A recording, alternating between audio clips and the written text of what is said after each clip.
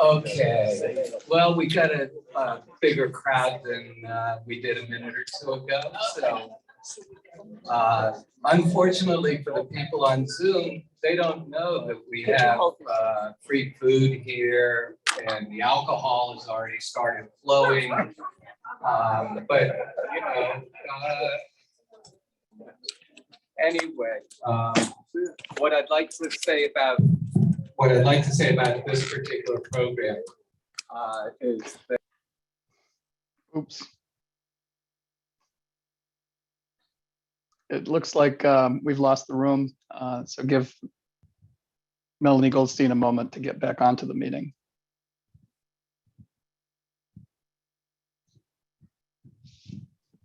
When we were running subcommittee meetings during the session, we would always preface our meeting with, please have patience with the technology and our ability to use it. And here we go. We might have our own town hall right here. Right. I don't think Melanie realizes. Let me just get to her directly.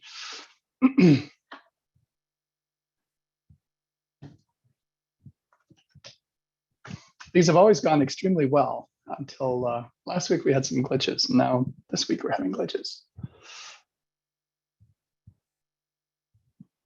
Does the weather ever affect it, Michael? It shouldn't. No, I think Okay. I think Yeah. I think Melanie took her phone off the tripod and I'm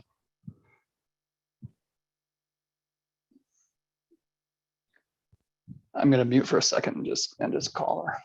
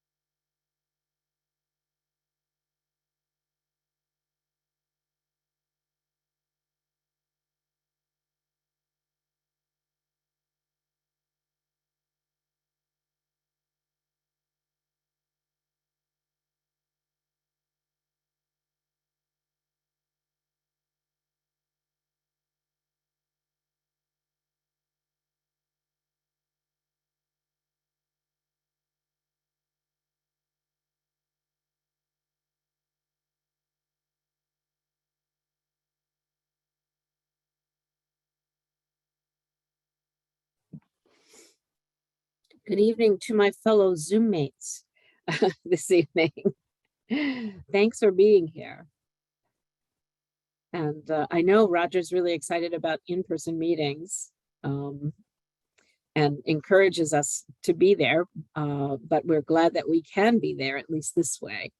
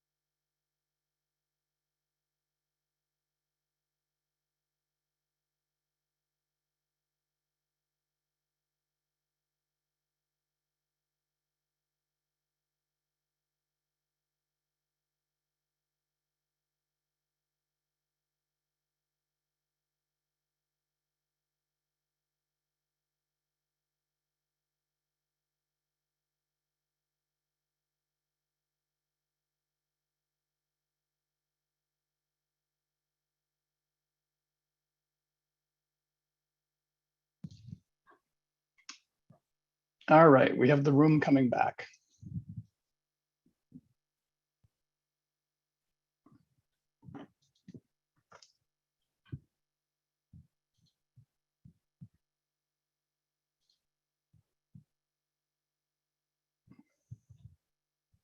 Unmute, please, Melanie.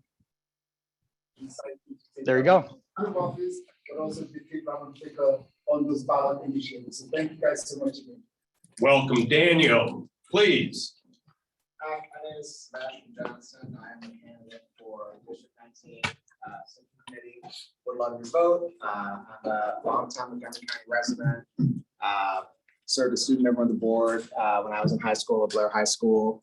I'm a new dad. I'm here for the long haul here in the district and would love your support. So happy to have any conversations folks want to have. Great, thank you. Welcome, Sebastian. I'm Tyler Beck. I'm also running for the Democratic Central Committee here in District 19. I was the VP of the Young Democrats of Maryland for several years and the president of the Aspen Hill Civic Association before I moved to Durwood. And I would really appreciate your vote. Excellent, Tyler, thank you. Good evening. My name is Jeffrey Grosset. I'm not running for office because I'm smart. Anyhow, I'm here on behalf of Lorianne Sales, who's running for County Council at Large. I'm her campaign manager. This is campaign manager for Charlotte Crutchfield. Yes, you're an excellent delegate. And please vote for, obviously, Charlotte, but also vote for Sales, candidate for smart government. Thank you. Oh, thank you. Thank you, Jeffrey. Very good. Did we cover all of our candidates? It appears as though we have. So let's continue moving on with the evening. Let me start by telling you all, you have a solid and talented legislative team here in District 19. There is no legislative district that is universally more respected by our colleagues in Annapolis or that works harder than this team does on behalf of our constituents on a daily basis, as well as when we are in Annapolis during legislative session. Roger, I'm not sure how this will work, but as I introduce my D19 teammates, is Delegate Cullison going to be able to offer comments? Yes. Great, okay, that's good to know. So our District 19 team is comprised of Delegate Bonnie Cullison, who serves on the Health and Government Operations Committee and is a subcommittee chair on the committee.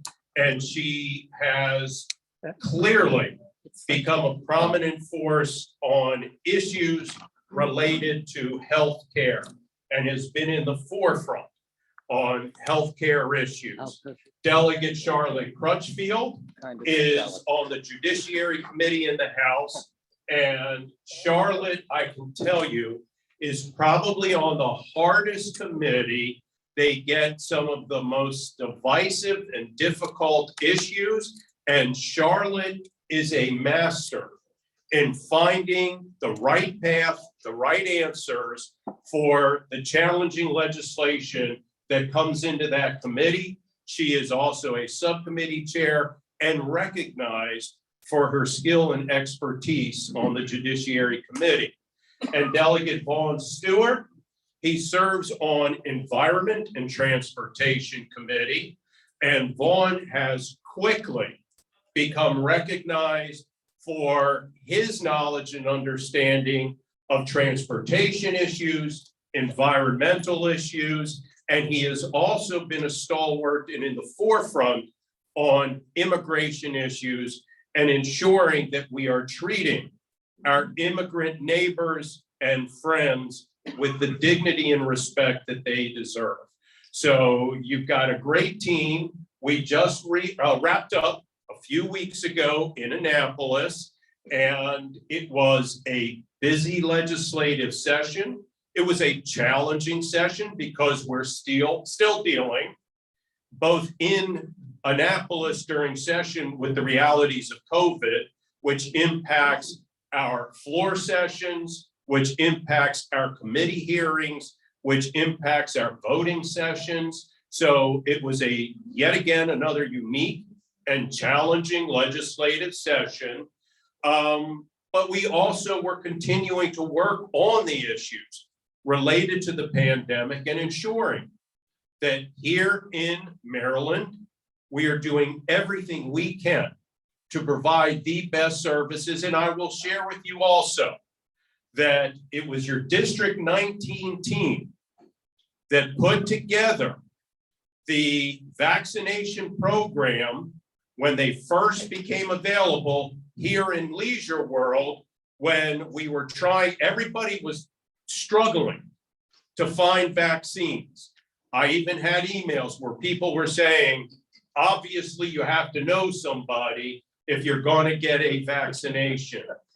Well, we worked directly with our very talented Secretary of the Department of Aging, Secretary Rona Kramer, who happens to be my big sister.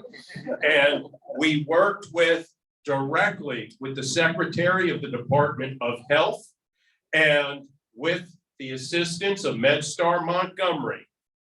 Leisure World became one of the first communities to have a vaccination program on site. And it made sense because we have a concentration of folks who are eligible, and it was possible to turn around the vaccinations quickly that way.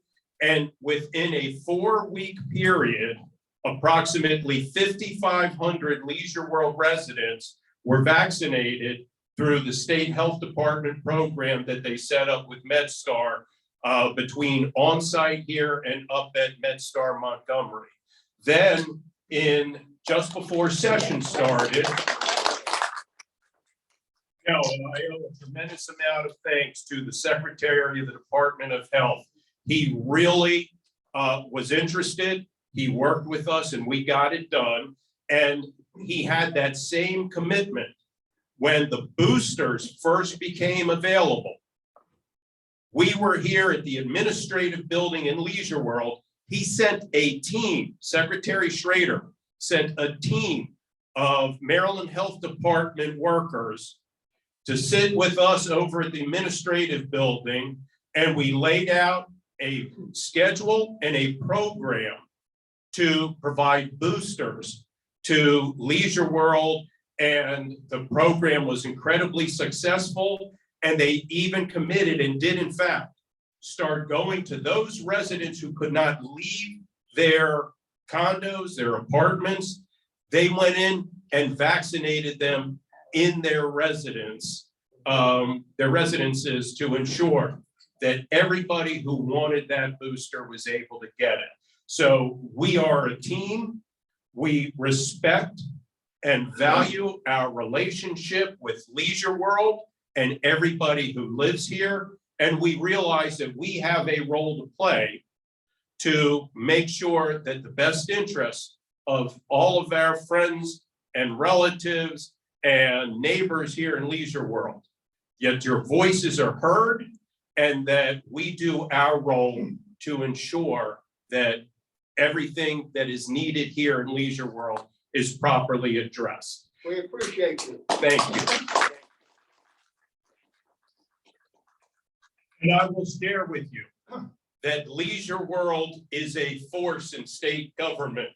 I was speaking with 2 Senate colleagues at different times today, and I was sharing with them. They said, "What's going on?" And I was sharing, and I will also tell you at the end about a protest that I will be participating in tomorrow, in case anyone is interested in joining in. But I shared with them that I was working on that, but that tonight I was going to be visiting Leisure World. And both of them said, Leisure World's like one of the most important places in the state of Maryland. I said, yes, it is. And I said, God bless them. They're my constituents. So I want you to know Leisure World is on the map. Each of us serve on committees that have jurisdictions over different areas of law in the state. And that works out very well because we get to influence outcomes in each of our committees in very differing subject areas. And that works out very well for our constituents here in District 19. And as such, I am going to suggest that each of my House colleagues share with you their thoughts about the legislative session, what they worked on during the session, and then I'll back clean up when everybody's exhausted, and which means that hopefully you won't have a lot of questions for me. But I want you to hear from them and all the good work that they have done. And Roger, since Bonnie and Delegate Bonnie Cullison could not be with us tonight. She's attending to family matters and she is out of town, She's on but- Zoom. but she's with us on Zoom. So Roger, if we can have Bonnie lead off, can we maybe make that happen? Somebody's doing it remotely. Here it comes. Okay, great. But you had to turn. is it And her? Michael, tell me when I am, give me a thumbs up when everything is good. All right. Thank you very much, Senator, for your introduction, and thank you everyone at Leisure World for being there. I am very sorry I can't be there in person. I would have really liked to, but I am apparently, or not apparently, but currently learning about another part of the law, and that's called estates and trusts, as I'm now working to resolve my mother's estate. And it's been fascinating to see how this part of the law works from a very personal standpoint. So always, as a former educator, as you know, I always believe in lifetime learning, and I am doing some interesting learning this week. But I thank you for your indulgence, and I'm sorry that those of you who are in the crystal ballroom only are hearing me. So I will try to be as concise and clear as I can.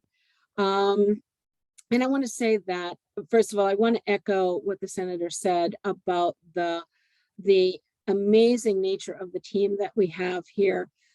I am so grateful for the opportunity to work with the other 3 members of the D19 team, because we have different experiences, different backgrounds, different perspectives, but together we are, as the senator said, a force to be recognized, because we bring a lot to the legislature. So thank you for the opportunity to work with them. This was an especially successful session for me personally. And I wanted to thank all the advocates and my colleagues for helping me to pass the bills that will really make a difference in many people's lives. The first one was signed by the governor today, and that is Medicaid dental coverage for adults.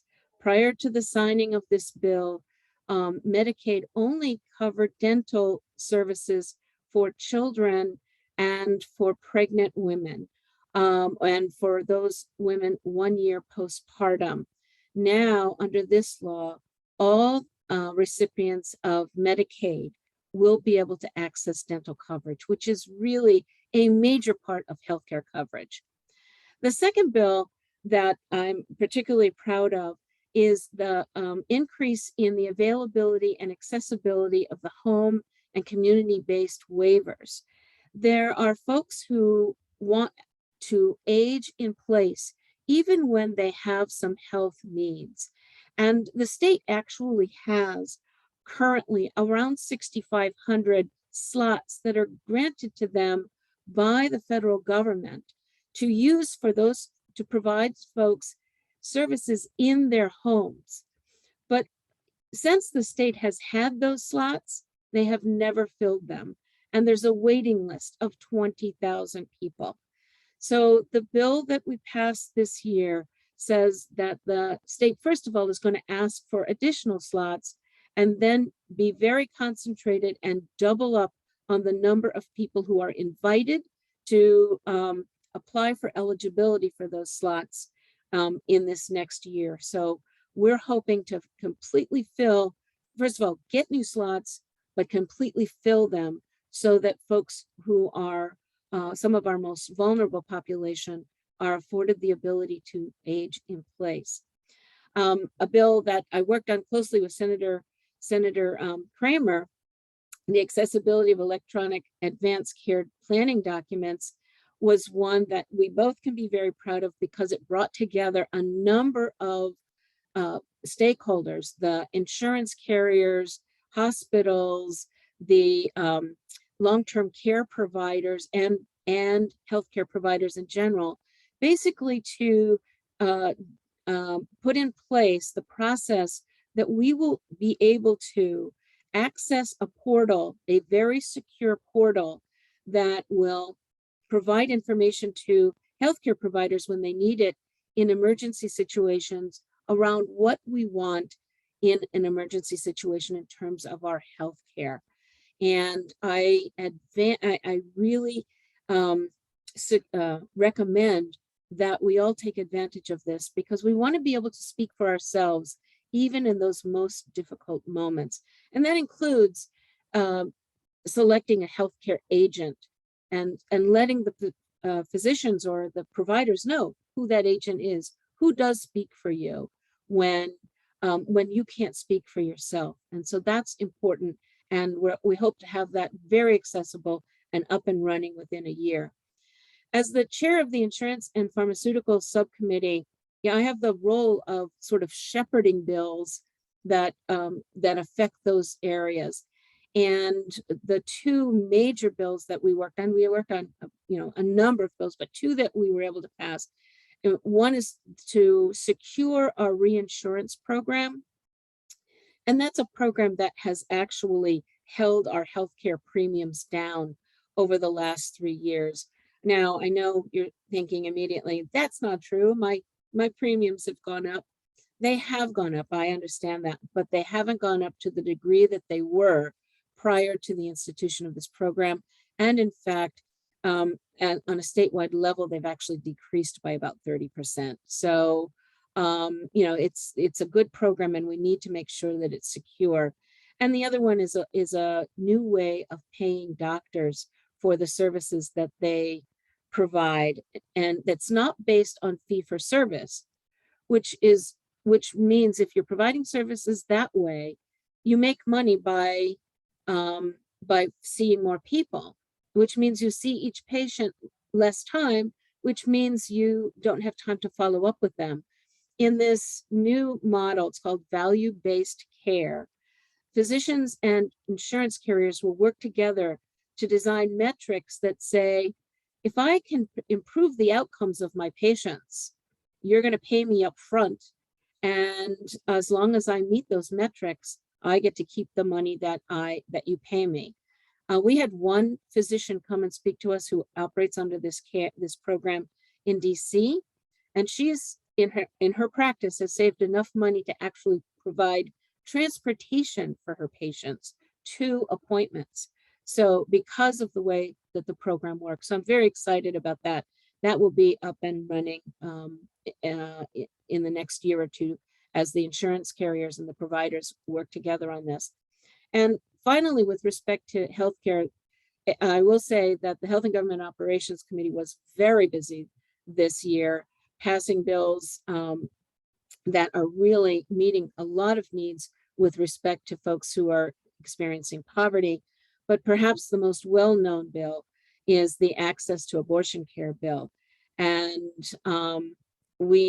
so given what's happening across the country, given the leak of the Supreme Court decision, we're very concerned about what's going to happen nationally. We wanted to make sure that that didn't happen in Maryland, and that women in Maryland have full reproductive rights. And that's what this bill does.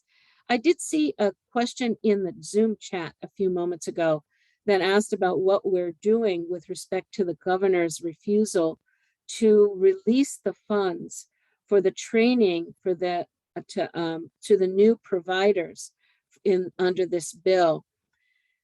We're doing what we can. I can tell you that legislators that were close to 90 legislators signed onto a letter asking the governor to release the funds so that the program could begin. I know lots of community organizations that have done letters asking the governor to release these funds. Unfortunately, under Maryland law, he has full authority to do what he wants with the budget once it's passed. At this moment in time, things will change in the future as the result of a referendum that we passed in 2020. But at this moment in time, he has full authority, and he's not going. I would be surprised. Let me put it that way. I would be surprised if he released the money. He is a lame duck governor, and he has nothing to lose by not responding to public demand in Maryland. And he wants to increase his credibility with his Republican colleagues across the country as he ponders future endeavors.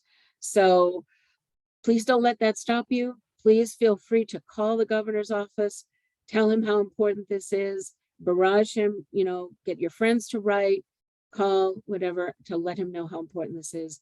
And we'll see if we can move him, but I'm worried that he's, sort of on this different track right now. With that, I'm going to say thank you to the senator. I'm here for questions, and I'll turn it over to the senator to move to my next colleague. Thank you.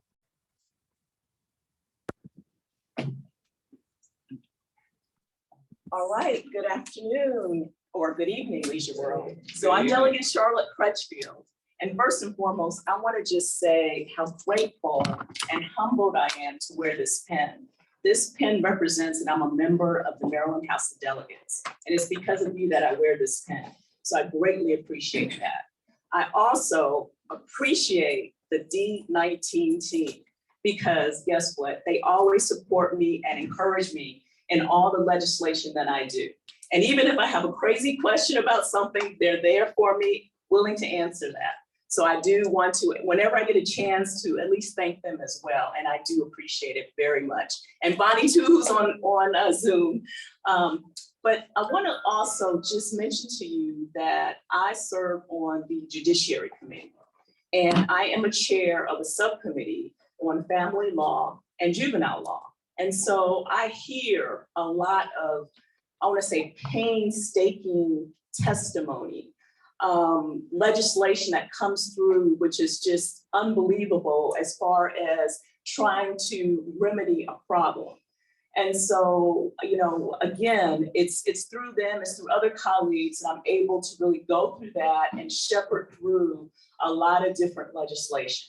So I want to just talk a little bit about some of the things the Judiciary Committee has done, and then I'll talk to you a little bit about what happened today for me. The Judiciary Committee this year has been able to pass, and actually the bills that I'm going to talk about were actually passed by both the House and the Senate, and now are going to be law. The first bill is HB 1, which is to put on the ballot the constitutional question about personal use of cannabis. And so that's going to be something that you'll get an opportunity to vote on, whether we actually go forward and have as a part of the Constitution, the ability to use cannabis personally. And we're talking about using just 1.5 ounces. There's also going to be some regulation around that. So there's another bill that we also passed to provide regulation and some decriminalization around the cannabis area. And specifically the second bill, so if the first bill is passed and you guys decide that we are going to be allowed to constitutionally use cannabis for personal use, then it's going to be regulated in a way that for personal use, that it will be, again, 1.5 ounces. There'll be only people will be allowed to only have a couple of plants that they can actually grow in their own homes. There will also be some fines around public use. And I mean, by that, I mean someone on the street or someone walking around, there'll be some fines around that. So that's why it's more decriminalization than legalizing it, okay? There's also going to be additional regulations around this, but that'll come in the next term. But right now, we wanted to just deal with the decriminalization piece. And we also, let me just add one more thing that I forgot to mention. And part of that is that there's going to be expungement for people that have been convicted of small amounts of cannabis, okay? So we will hopefully get many people out of the jails that are currently serving time or even previously served time. They can have their convictions overturned. So that's a big one, okay? The other thing we did in the Judiciary Committee was that we went through and we looked at our juvenile justice system. All I can say is that I am happy that we've made those kinds of changes. We have a system, and I know many of you are familiar with the fact that Maryland is one of the states with the highest amount of African-American people that are serving prison terms, okay? We have over 70% of our prison population that is Black males. And so that also flows down to our juvenile justice system as well. And so with this reform, this will hopefully allow a lot of children who really, start out into the juvenile court system and end up really being shepherded away from it. But this will at least have for Maryland a minimum age when children can actually be under the juvenile court jurisdiction. Right now, we don't have a minimum age. I mean, children as young as 7 and 8 have been under the juvenile jurisdiction, but now it will be 13 years old. So that is a good thing for Maryland, okay? And on the international world, it's really 12 is the age that most of the time, most other countries actually allow their children to be under juvenile court jurisdiction. So we're doing good at 13. The other thing is that it's going to allow for more diversionary programs, and that's really where children need to be, okay? The juvenile justice system is not a punitive system, okay? It's not designed to be that. It never was supposed to be that, but it has sort of ended up being that way, okay? And so it should always be about rehabilitation, and that's what we're gonna get with this new juvenile justice reform legislation. And it's all a result of what was called the Juvenile Justice Council. They had a almost 2-year study done on what our juvenile justice system looked like and made these kinds of recommendations. So I'm happy to say that we're able to do that this time around, okay? The other thing I wanted to talk about a little bit is marriage in Maryland. We now have a new law that states that no one under the age of 17 should be married in the state of Maryland, okay? And with that comes the requirements in order to be married at the age of 17, including the consent of your parents, and also getting a court order to indicate you need to be married, and or if you are a pregnant woman, then you may be married at age 17. But that is it. So now we even have some parameters around marriage in Maryland, because what we were finding is that there were a lot of young people coming here to get married because there were no requirements or parameters around it. So that's also some really good news to know about. Finally, I just want to talk just briefly about what happened today. You heard a little bit from the senator. We had a bill signing day today with the governor. And one of the bills he signed is a bill that I'm really proud of, that I sponsored, along with the sponsor on the Senate side, who was Senator Hettleman. And that was to provide for victims of domestic violence the opportunity to actually electronically file for a temporary protective order while they are actually in the hospital. That's great. So, I mean, this is just all, this is wonderful, because now people who are affected with injuries and other, things that happen to them, and they go to a hospital and even a domestic violence center, they can actually get a protective order from the person that has actually been committing the offense against them. So I'm happy to report that out as well. Again, I have also left on the back table, I'm sorry when you mentioned this, I've also left on the back table my letter at the end of session that kind of describes a lot of things that I'm mentioning to you, and a few more things that the Judiciary Committee has done, as well as some other legislation just generally. So please feel free to pick that up and take that with you so that you have it. And if you have questions, always feel free to reach out to me, as well as I'm sure all my D19 team. And the final thing I want to mention to you is that we are running for re-election, okay? And we are running as a team together, all right? And so you should see back there as well, this little pamphlet that tells you a little bit about us, the fact that we're running together, some of the things we've done over the last 4 years. And I just want to say, again, I just appreciate the vote from you all. I appreciate you all giving me this opportunity. It was my first term, and I can just not even tell you how wonderful it has been to have this kind of experience in my life. So again, thank you so much. Thank you.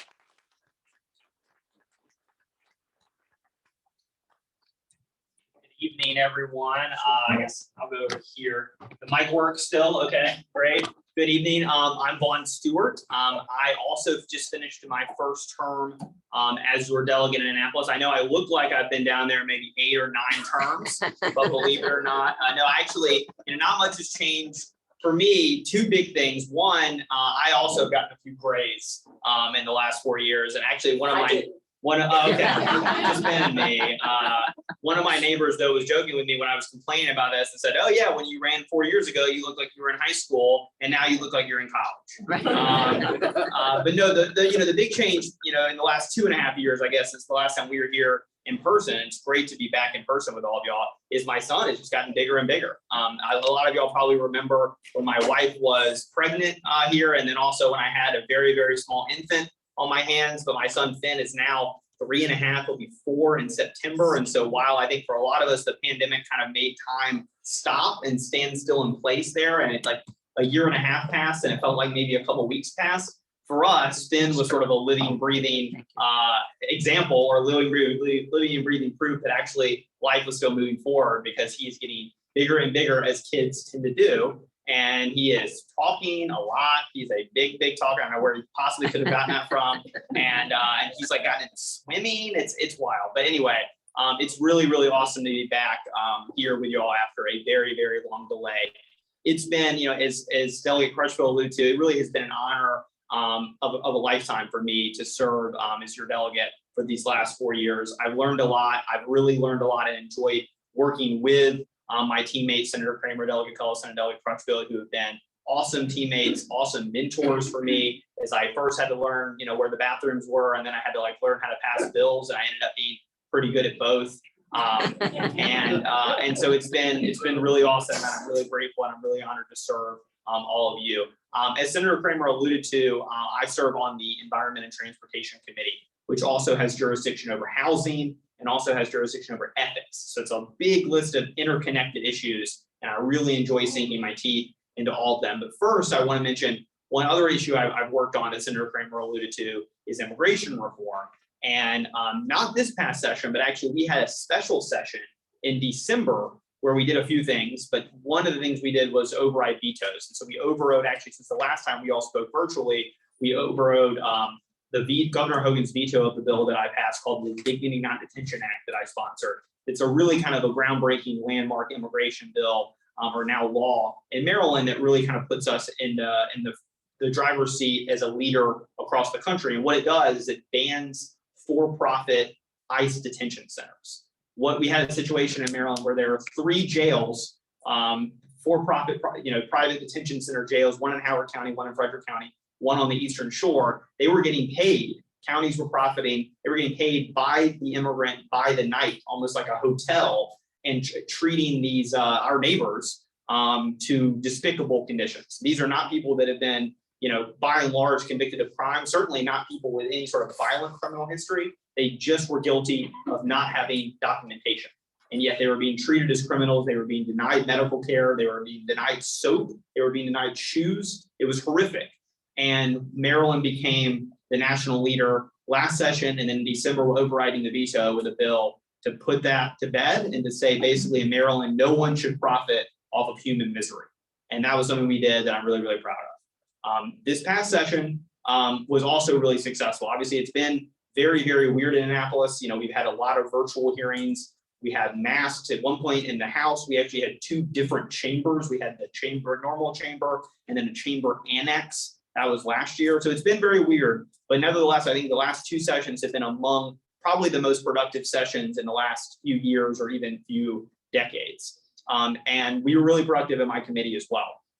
The big thing we tackled, and actually, Senator Kramer alluded to, one thing that makes us, I think, such a dynamic team is that we are in committees that have different issue jurisdictions. But the one issue, actually, I think that we do overlap on, or one of the only, is climate change, because climate change bills actually partially go to my committee and partially go to Senator Kramer's committee in the Senate. And I think that's fitting, because climate change is such a big issue. It's sort of the existential crisis, I think, that we have to face in our time. But I also think that it's an opportunity to create good paying jobs and to reorder, our society into a fair one. And I think we took a step in that direction this session with a bill called the Climate Solutions Now Act, which basically it makes our climate goals more aggressive. especially in the way of building emission, what are called building emissions performance standards, which is a very technical way of saying that we're requiring owners of large commercial buildings to retrofit those buildings by certain years with state help in order to cut back on their emissions. Buildings are a huge source of carbon emissions in the state, and certainly in the metro areas like Montgomery and Baltimore City, they're the #1 carbon emitter. And the nice thing of when you retrofit buildings, the nice thing is you're creating a bunch of good paying jobs in the process. And so that bill is going to take a huge step forward to making Maryland a national leader on fighting climate change. And it's also going to create a bunch of good paying jobs with family sustaining wages for Marylanders. So that's a big step forward. I think Senator Kramer probably will go into more detail about his role in that bill as well. In the realm of transportation, we had a few different things. One, there's a bill on MARC investment that we actually overrode the governor's veto on. I don't know why he vetoed this in session, that basically puts in a kind of a once in a generation investment in our commuter rail system, especially on the Brunswick line, which comes into Montgomery County, which many of you have probably ridden to Frederick or down into Union Station. We could do a lot better with our commuter rail system. I mean, those of you who have been to New York, New Jersey, even Pennsylvania, you know that our commuter rail really lags behind a lot of other peer states. And this bill is intended to change that and to look at ways we can expand, look at ways we can modernize, and look at ways we can sort of make sure that the rail lines we already have are functioning as good as they can. And so that's a big step forward. Another thing we did is on pedestrian safety. This has been an issue that your entire District 19 team has been really focused on, because sadly, the sort of Aspen Hill, Glenmont area in Montgomery County is one of the statewide hotspots for pedestrian deaths, cyclist deaths, and just crashes in particular. And a lot of those, the majority of those deaths actually happen on state roads or intersections with state roads. And so there was a big bill that came through my committee this year called the Vision Zero Implementation Act. And it requires something really commonsensical that you would have probably thought was already law, which is that when a death happens, sadly, a tragic fatality happens at an intersection of a state road or on a state road with a pedestrian or a cyclist involved, there's an automatic review of the infrastructure around that road or around that, that crossing to determine if there's any infrastructure improvements we can make to improve it so we don't have that happen again. Unfortunately, SHA has not been doing those reviews as a matter of course. And we've actually seen, especially, Randolph Road, Lay Hill Road, that whole area in Glenmont, we've seen 3 or 4 pedestrian deaths just in the last couple of years over and over and over in the same spot. And to me, it's just kind of a no-brainer to at least study these intersections to see what we can do, what changes we can make to save lives. Because at the end of the day, whether you get around with a car or a bike or your feet or a bus, we should all feel safe on the roads.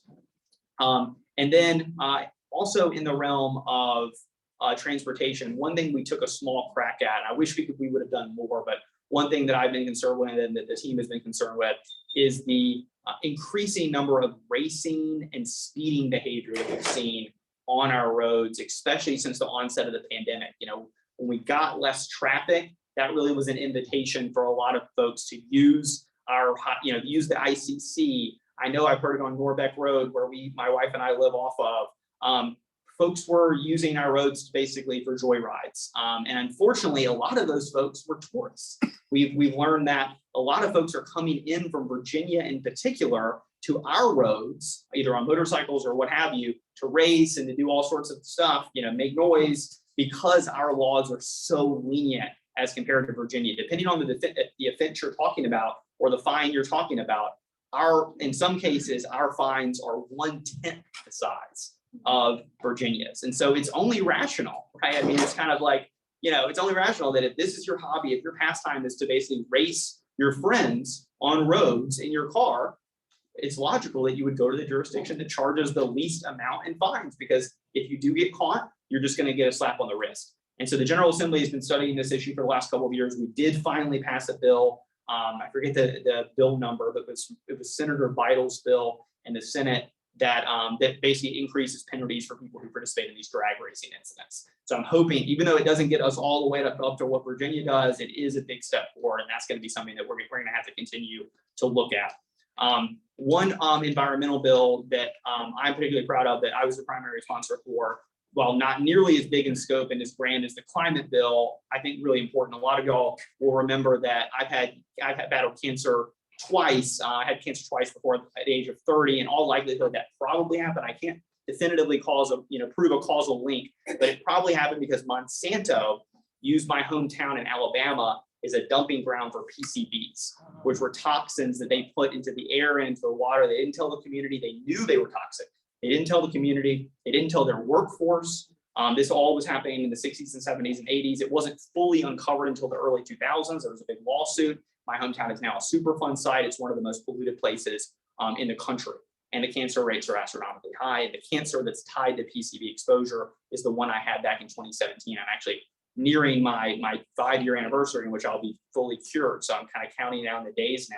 But in all the studies, it's the cancer non-Hodgkin lymphoma that's associated with PCB exposure. So this issue, this kind of link between public health and environmental justice and toxicity is something that I feel really deeply personal. And I've had a lot of bills on this topic, but one of them this year, after 3 years of trying finally passed, which is to ban driveway sealant products, of all things, right, that are toxic and that cause childhood cancer. So basically, these are products that you can put on your driveway or a parking lot that make them look nice and shiny, but when they wash off into the Chesapeake Bay, it kills animals. And when you trek in bits of it into your house, if those bits are then ingested either indirectly, like on a toy from a child, or directly, if a child puts them directly in their mouth, it increases cancer exposure for that child 100s of times. So much so that living next to a parking lot that's sealed with one of these products increases your lifetime cancer risk 48 times. So this stuff is really, really bad news. And after 3 years of trying, we finally passed a ban, but that bill is still sitting on Governor Hogan's desk. So he has not decided what to do about it one way or another. We've been trying. One thing I've been doing a lot of in the last couple of weeks is trying to advocate that he, lets that, at least allows that to become law. And then lastly, one issue that I've been really involved with is housing. And we passed a number of different housing bills this past session, but I want to highlight just a couple in particular that deal with a whole bunch of cash that we got thanks to the Biden administration. President Biden obviously has come through for Maryland in all sorts of ways. We have a huge structural budget surplus thanks to federal government largesse. But one of the ways that he's really come through is that we got nearly $800 million, almost $1 billion in federal rental assistance money, which has kept tens of thousands of Marylanders in their home, folks who otherwise might have been put out on the streets, while also making landlords whole, who otherwise wouldn't have gotten that rent payment, perhaps to pay off their own mortgages in the wake of the pandemic. But there's been a number of problems with the administration of this program on the state level. And so we passed a few bills to address this, including a couple of mine. The most notable of which says that if someone has applied for rental assistance, or if a landlord has applied for rental assistance, and that application is pending with a county, that person cannot be evicted. The judge has to pause that eviction proceeding and allow the process to run its course so we can get that money to the landlord and to the tenant who needs it. But this is another thing that to me is sort of a no-brainer. Unfortunately, the landlord community, I think initially was resistant towards it. We eventually worked with them on a few amendments. To me, it's only a no-brainer that when we're sitting on hundreds of millions of dollars in federal cash, that we don't allow people to be evicted when they could otherwise access that money. But that was a huge victory and something that I worked with a lot of different advocacy groups and renters and landlords actually to make that happen. But in conclusion, I'm happy to take any questions, but I just want to again reiterate how much of an honor and privilege it's been to serve you these last 4 years. I think we've made a lot of progress in a number of areas. It's been awesome to work with my 3 teammates, and I'm hoping that you'll send all 4 of us back to Annapolis so we can do it again 4 more years, because I think we have a lot more that we can do to make sure Maryland is a place that treats every resident with dignity and respect, and a place where every single Marylander can thrive. So thank you all again.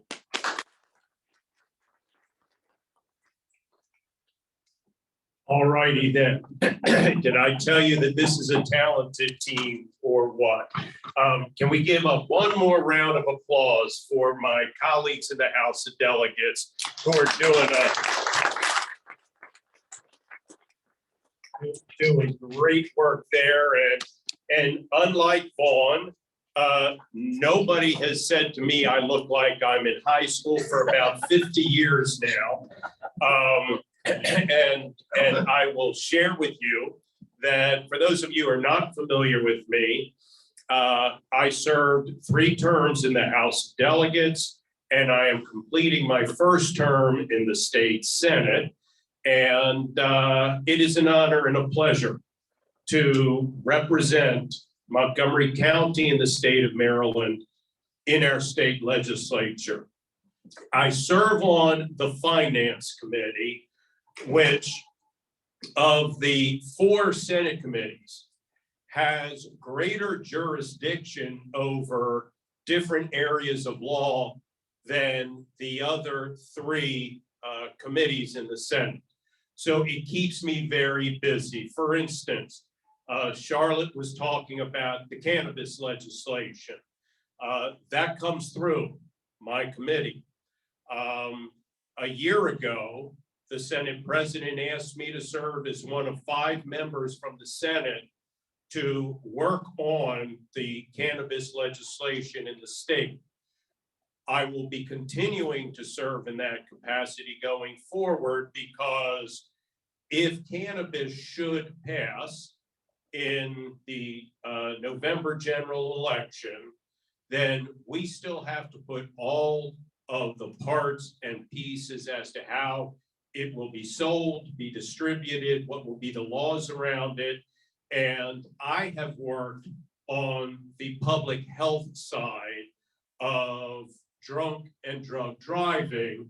And because of all that work I have done on those issues, the Senate President said, hey, Ben, you have got to be a participant to ensure that the public health and the public welfare and the public safety is part of a major part of the discussion of legalization of cannabis in Maryland, including how are we going to address impaired driving?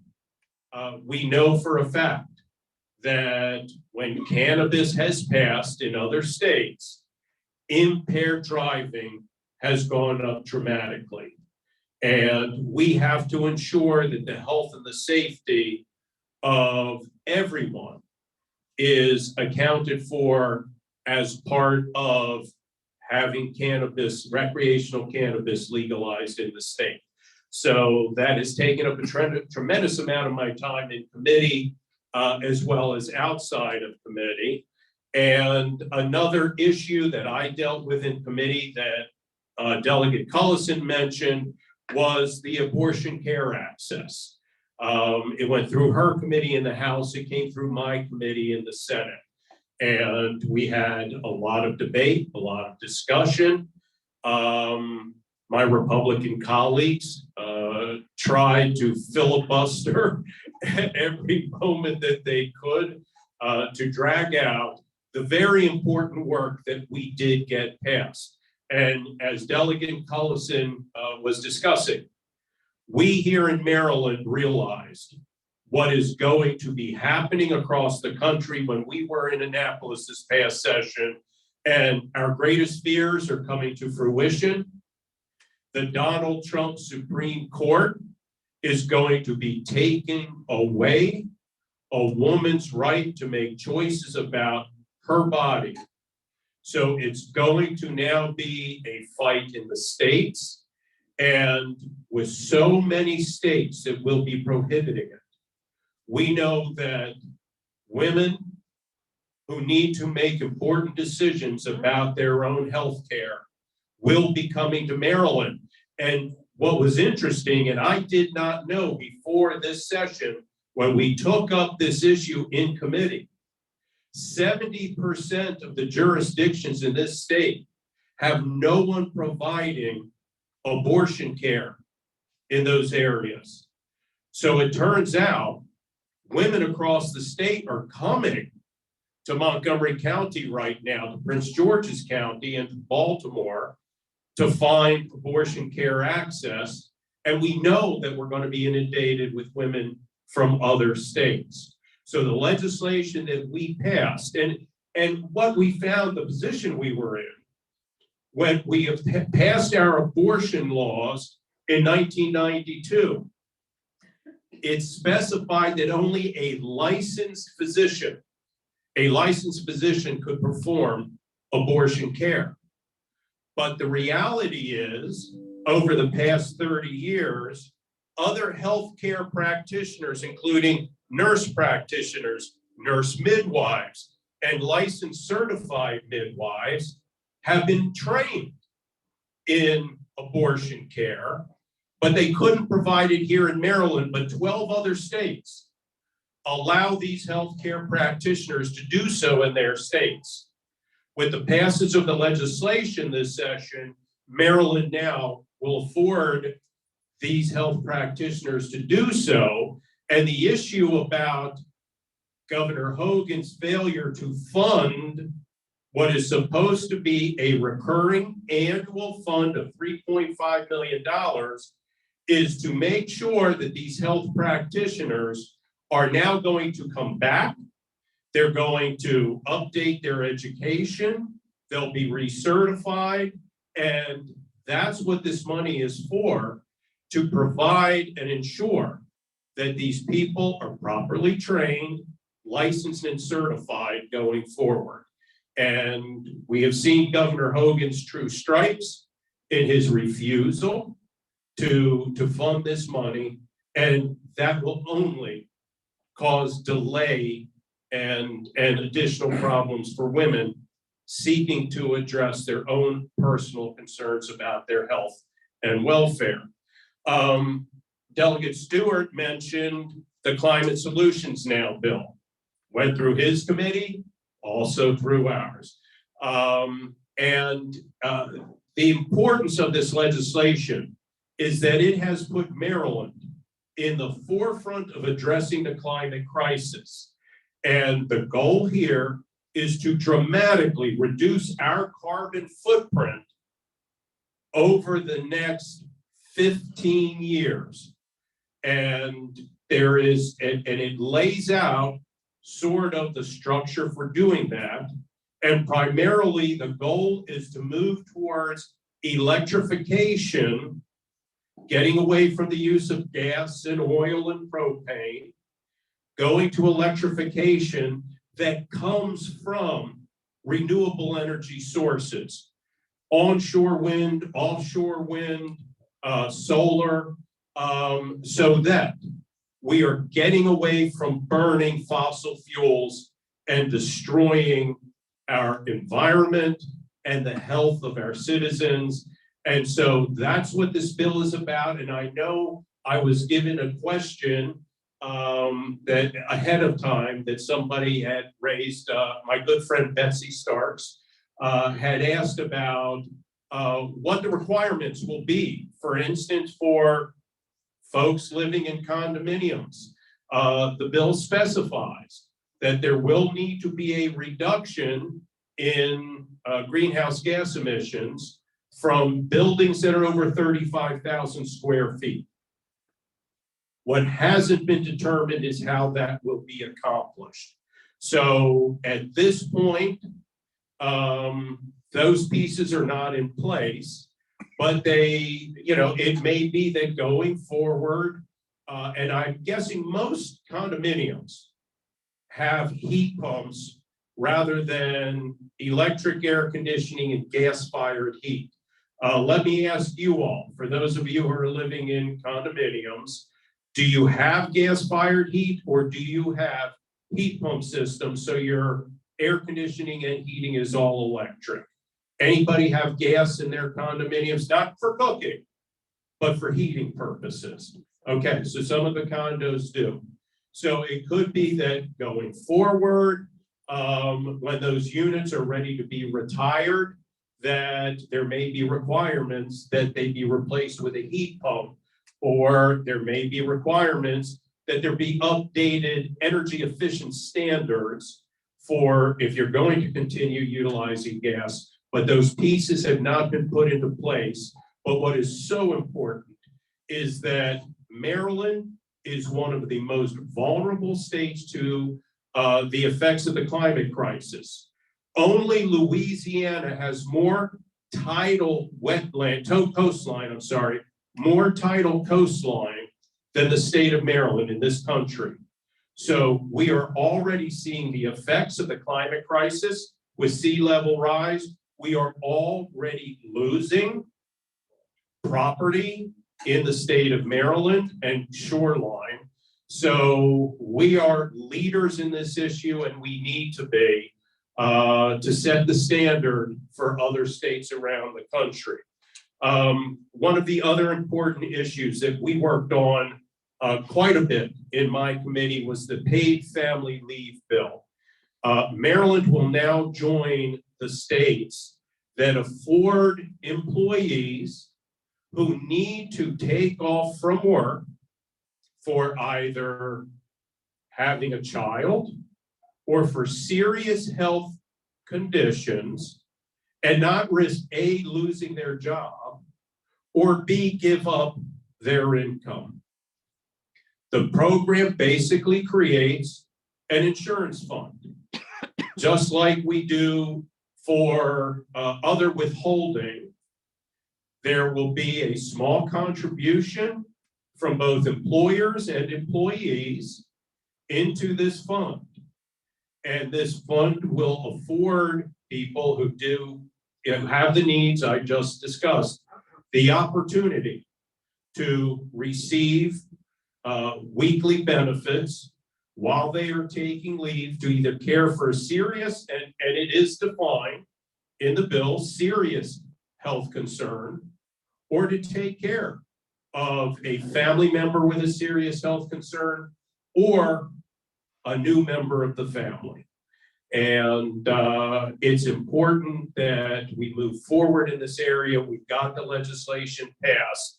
And it was actually, again, a very challenging piece of legislation, but important just the same.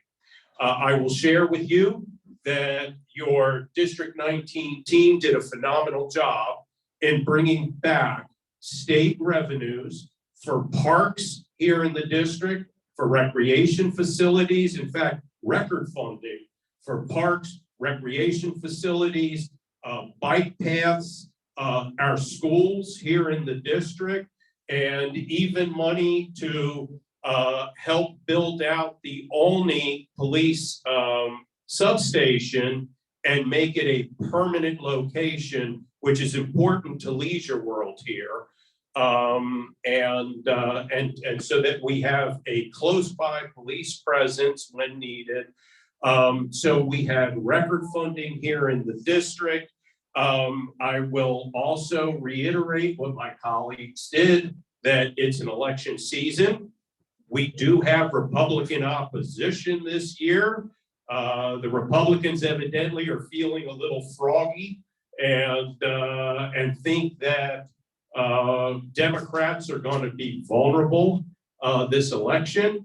So we do have opposition this year, but I am confident that your District 19 team will be united going forward and return to our state legislature to keep doing the good work that we are. So with that, certainly welcome any questions. And I'll ask Roger how he wants to handle that. So you share with me, Roger, your thoughts. Does that microphone work? And also, before we go to that, I just want to remind everybody, if you want to pick up a flyer, Maryland Senior Call Check Program. Anyone over the age of 65 who is interested in enrolling can get a daily wellness check if you don't have a family member, if you don't have a neighbor or a friend checking in on you. And we got this up and operating about 6 months before the pandemic began, and it has been a lifesaver for so many of our seniors who have been locked down during the pandemic. So I can't emphasize enough how important it is. If you want to get this daily, wellness check, you can get out of the program and back in, whatever you want, and there's absolutely no charge for doing so. It also will give those people who are enrolled in the program an alert. It may be a weather alert. It may be here's the latest con artist scams coming after our seniors. And by the way, I've got a collection of these messages that I get about the sheriff is on the way to arrest me for not having paid my taxes, give up a credit card number or go buy gift cards if I don't want to be arrested for not having paid my taxes. So you get the alerts about here's the latest con, or if there's something important to know about the weather, like during the winter months of blizzard, and you may need to get your medications it's stocked up or your pantry stocked up. So please, even if it's not something that's good for you, maybe a friend or a neighbor might be able to put this to good use. The pamphlets are on the back table there. So on your way out, please pick one up. And We do. We have two more candidates who came in. Yes. could you stand up and Just identify who you are and what you're running. for? Sure. Hi, my name is Kristen Mink, and I am running for County Council in District 5. Great to be with you all tonight. And I'll be here after, so if anybody has any questions, I'd love to talk to you about local, state, or federal legislation. Thank you. Thank you. Coming. Jeremiah Pope, glad to be back. I'm running for Montgomery County Council District 5. And I'll be here as well. Thank you. Thank you. Thank you. Another reason people should come In person. to our meeting. By the way, the senior scam issue has come up every single forum. For example, last week we did the Attorney General's forum, and it'll come up next Thursday night with the, forum with the state's attorney. It's gotten to be huge. There was a question over here. This isn't working. I tried to.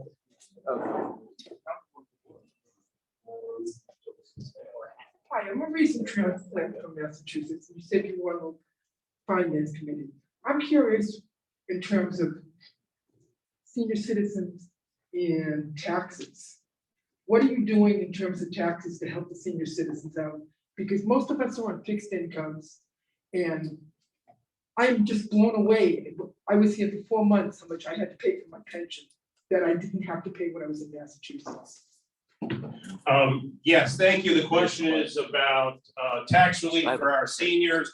I will share with you that, as surprising as it is, the Finance Committee does not deal with taxes. The Budget and Taxation Committee does. So I really am not actively involved with the budget or taxes, but I do have some good news. And that is that we passed this session legislation that will provide a $1,000 annual tax credit to anyone who's over 65 if you are making less than $100,000 in a single filer. If you're a couple, up to then $150,000, you're eligible for an annual tax credit of $1,750. So I will share with you that I know that's a question that comes up with frequency. And usually my response is yes.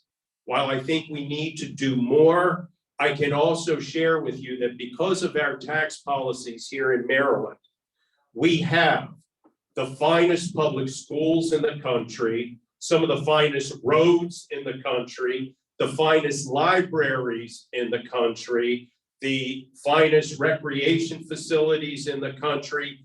And all of those are things that bring people to want to live in Maryland, in Montgomery County, which means we get the finest healthcare professionals in the country moving into Montgomery County in Maryland, which is why we have some of the finest hospitals and research hospitals in the country.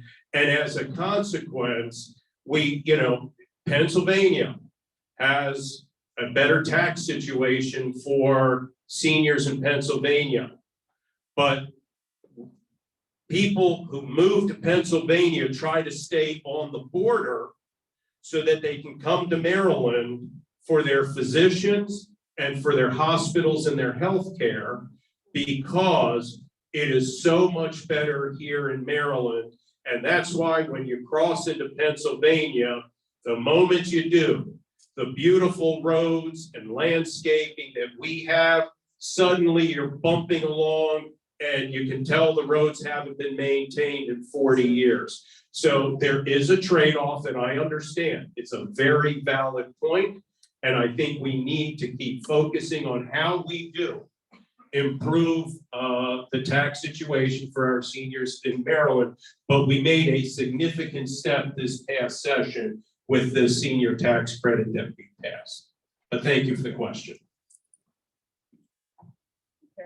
Well, I just have a comment about the abortion issue, and it's either anti-abortion or pro-abortion or pro-abortion. But really, nobody is pro-abortion. What we are is pro-choice, which means that the woman has the right to choose what she wants to do with her body. And the other thing is, I guess you just mentioned it, I guess the news people were wrong, because they said if you earned under $100,000, you didn't have to pay any tax, but that's not correct. No. That is not correct. All right. That's it. Yeah, we look like geniuses. Right. If that passed, but I'm so happy. Sorry, there's a question on Zoom, evidently. How Can do we do that? access a question Oh. on Zoom? Rosalind, if you'd like to unmute, you could ask your question now. Thank you very much.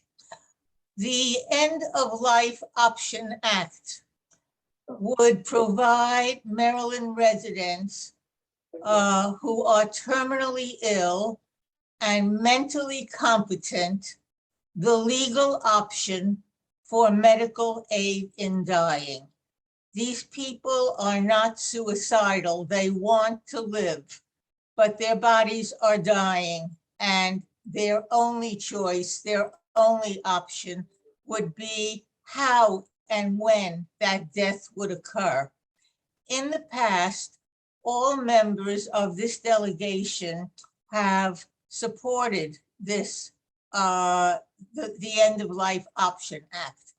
It will be reintroduced in the 2023 legislative session.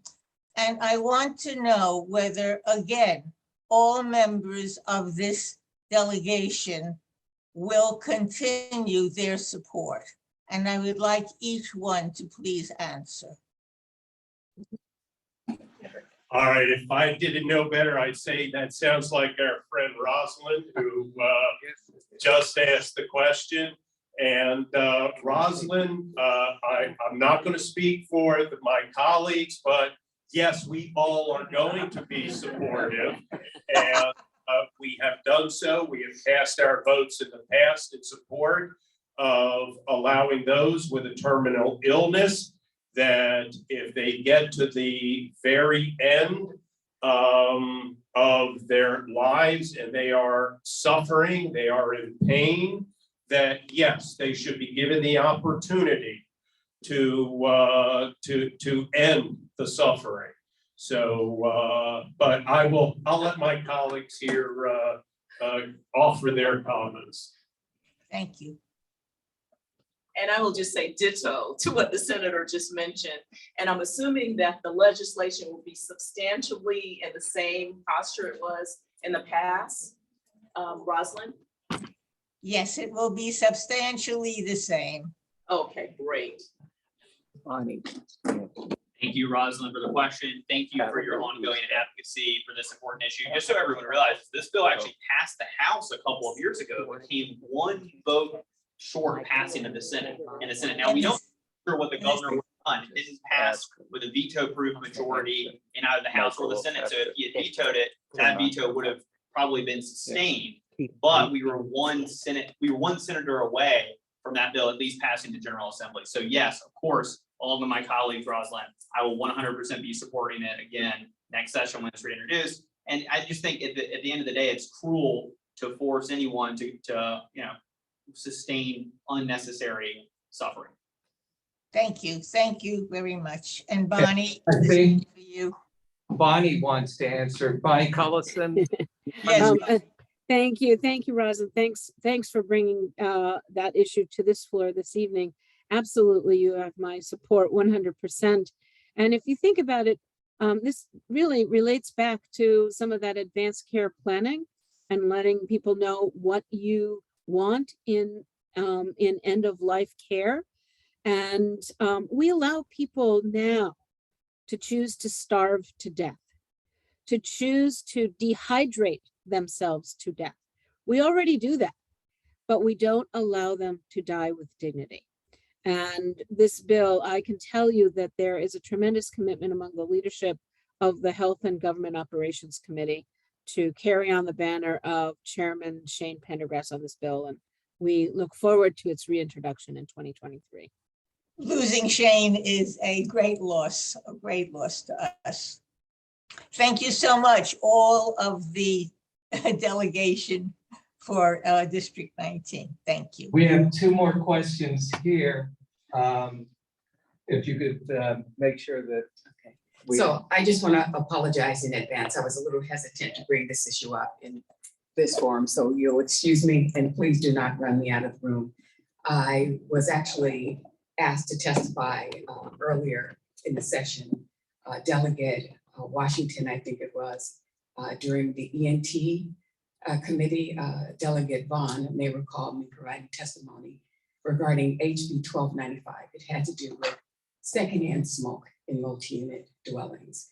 And I recently saw an article in Louisiana World News that touched upon the issue. So one of our neighbors brought up the issue of having to smell, or the issue of secondhand smoke, because we don't have the rule passed in all the municipalities.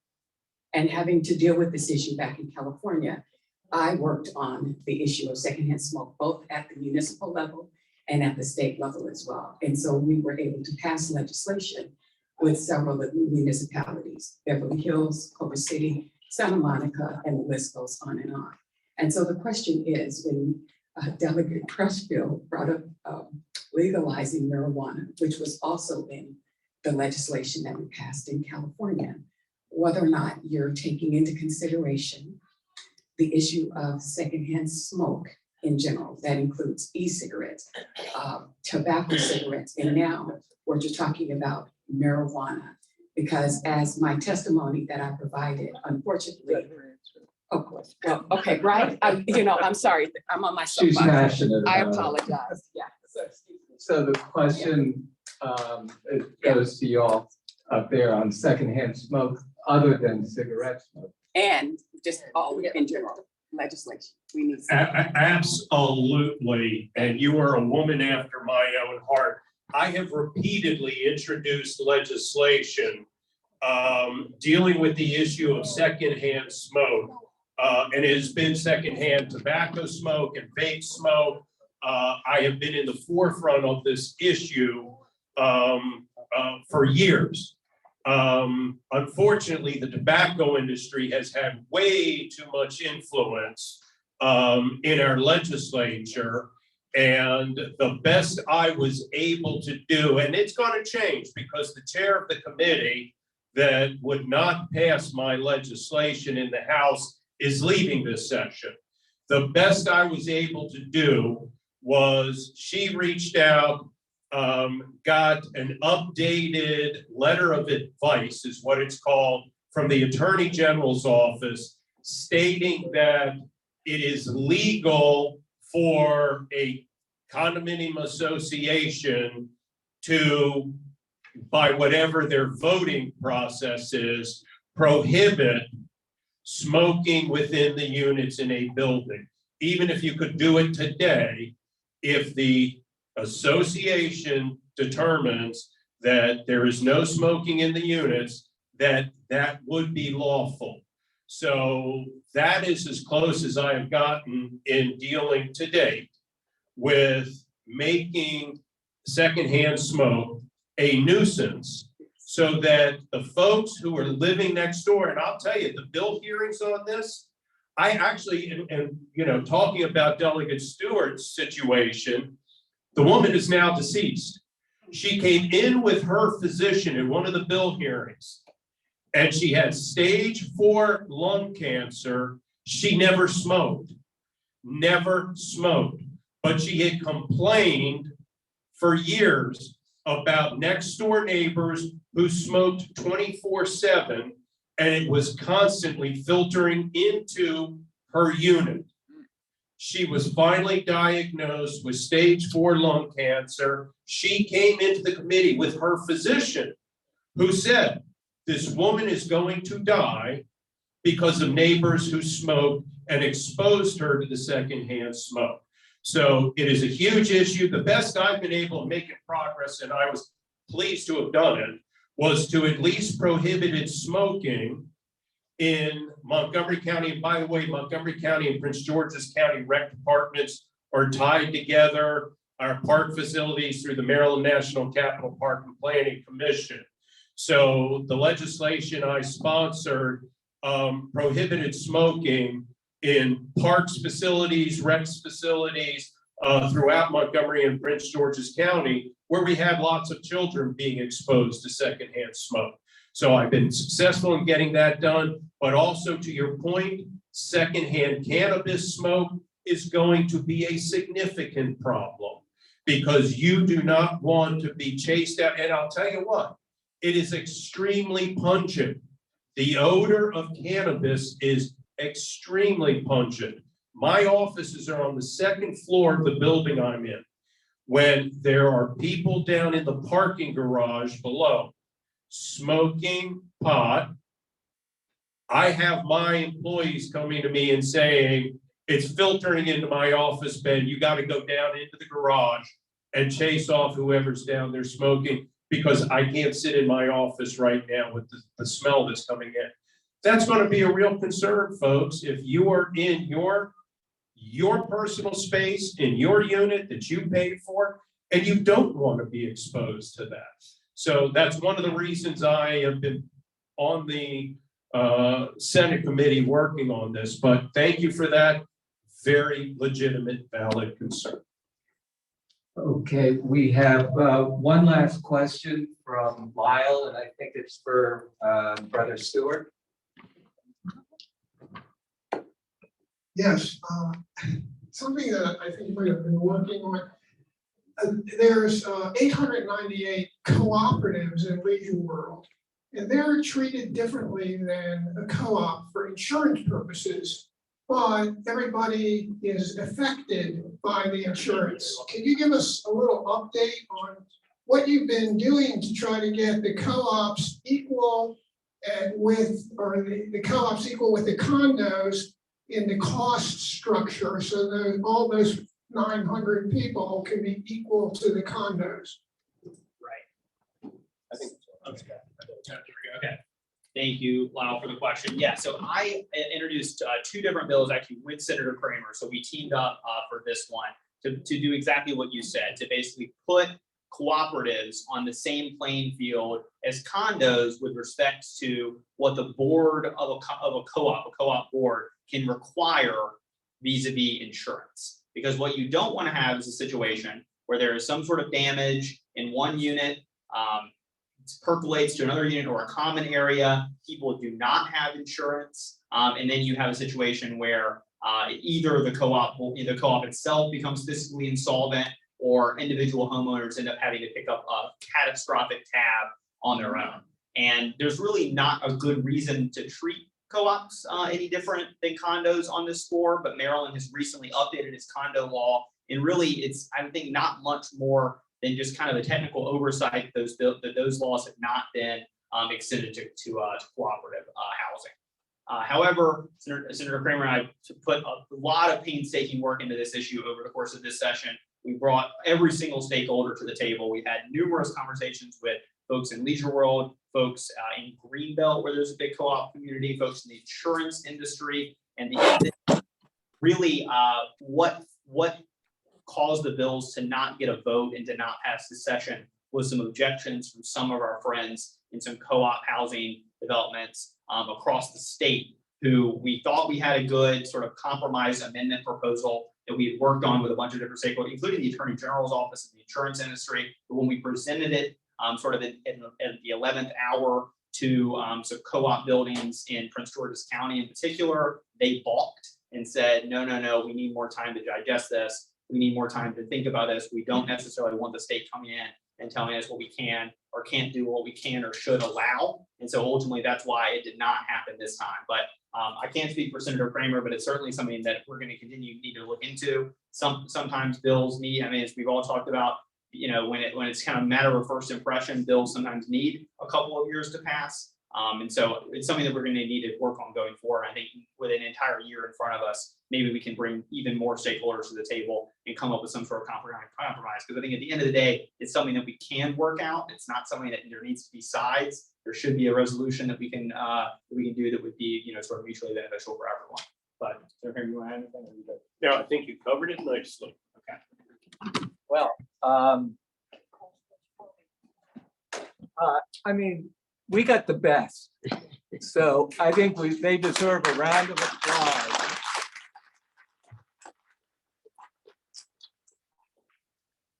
I'm sure that anybody up here will be glad to answer any questions that you may have. If the members of the Democratic Club will just stay here for 5 minutes, I want you to meet Barbara. And Barbara, if you'll come up front. Barbara Levin, if you'll come up front, I want you to meet. Because Should I leave this on? no, we don't need this to be on camera. Thank you, everyone who joined us tonight. Thank you, Delegate Cullison. And join us next time. Good night. Thank you, Michael, for working this. Good night, everyone. Good night.